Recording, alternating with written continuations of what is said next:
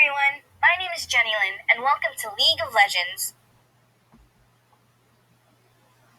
What is League of Legends? League, as I will refer to it, is a multiplayer online battle arena genre video game that tests a player's strategic skills in real time. Players take the role of a champion with unique abilities, and their goal is to destroy the enemy team's base. So let's start with the history and current issues. League was developed and published by Riot Games. It was released on October 27, 2009. The game currently operates on Microsoft Windows and Mac OS. There aren't specific stats on the gender of players playing League, so for now, we will refer to the gender of players playing video games as a whole. Since League was released at the end of 2009, we'll look at stats from the year 2010. As you can see in 2010, 60% of the gaming population were male, and 40% of the gaming population were female. And in 2013, female players increased to 45% and male players at 55%. Clearly, female players exist, but why is gaming still associated with male leisure? One factor is that there is a dominance of masculine game themes in the US market.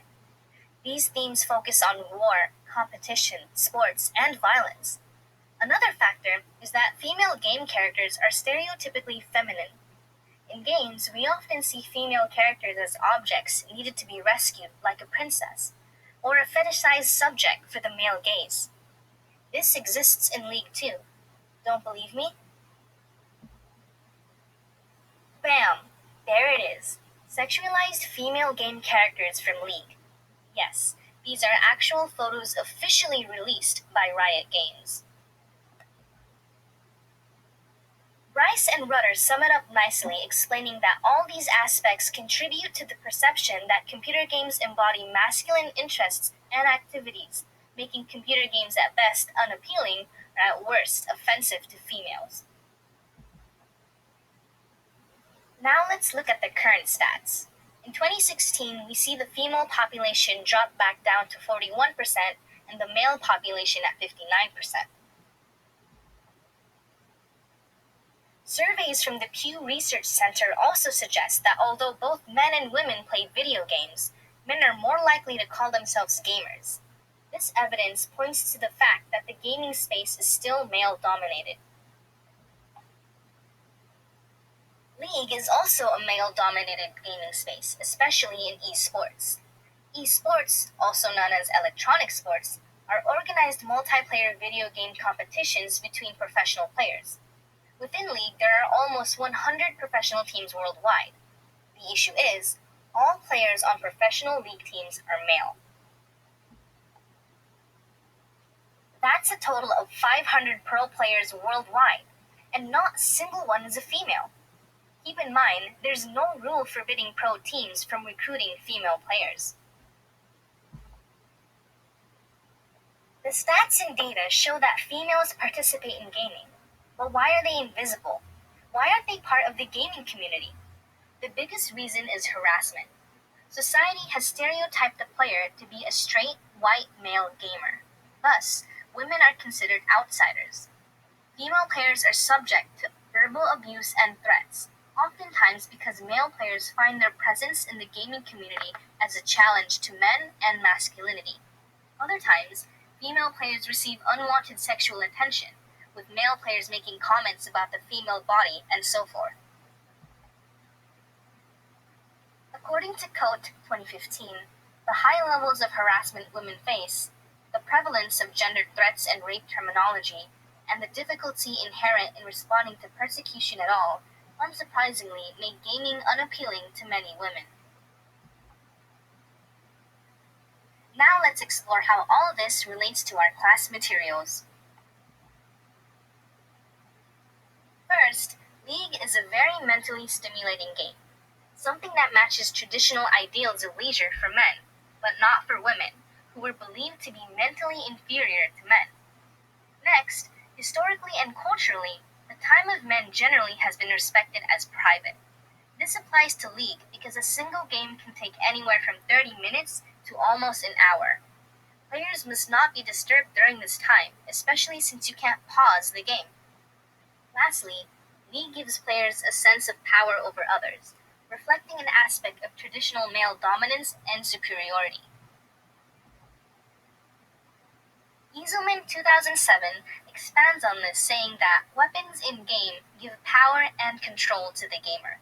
In real life, the player most of the time is not able to control and manipulate his environment, which makes him feel like he is at the mercy of some greater power.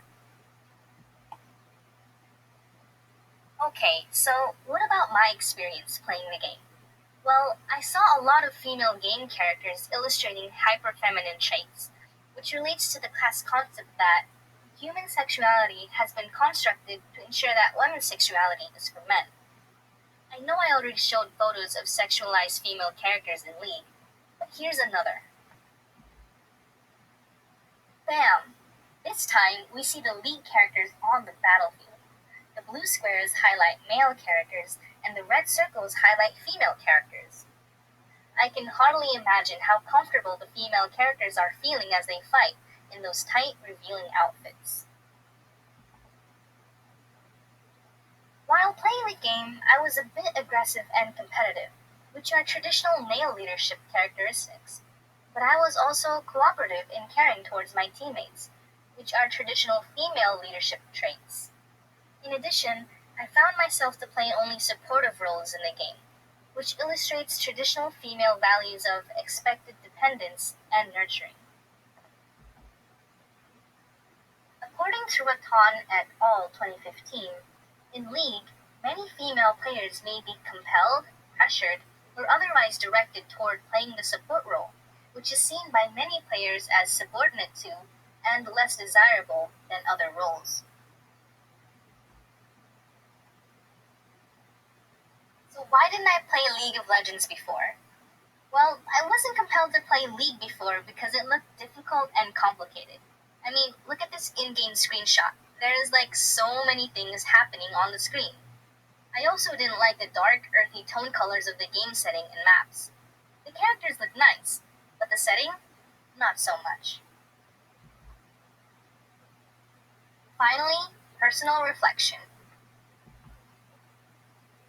This game challenged me to be patient.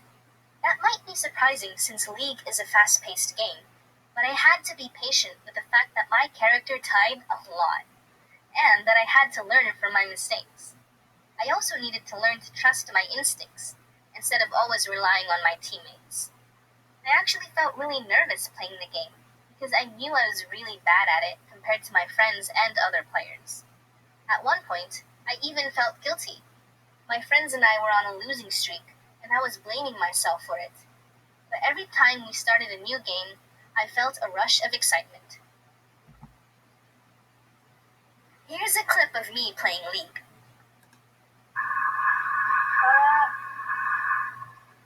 Um, um, oh my god.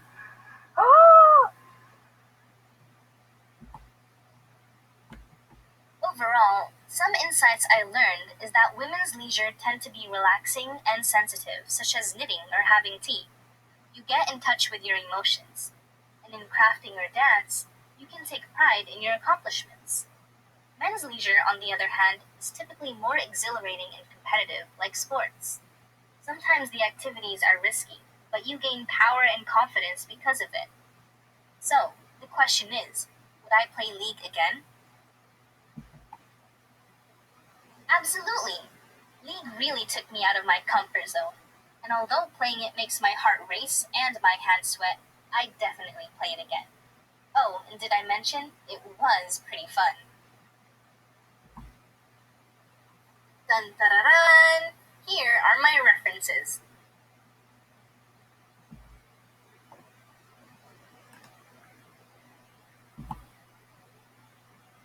That's all, folks. Thank you very much for your time. If you have any questions or comments, please feel free to post a response in the discussion board. Thanks!